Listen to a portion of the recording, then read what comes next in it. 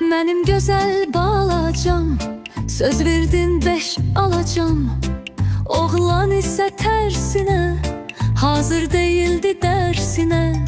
Mahnı züm edir, məktəbə tərəf gedir. Buz çıxır qarşısına, diqqətlə baxır ona.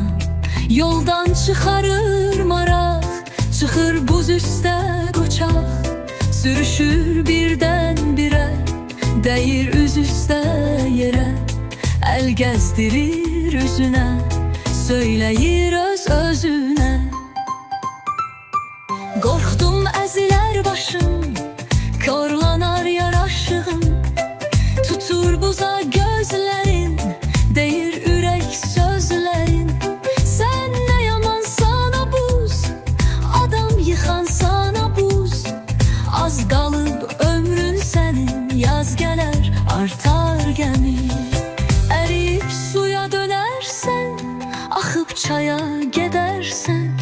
Deyinir gedə-gedə, üzün tutur məktəbə. Beləcə bu şikayət yaradır bir hekayət. Çevrilir buz şeirinə, gəlir çıxır bu günə.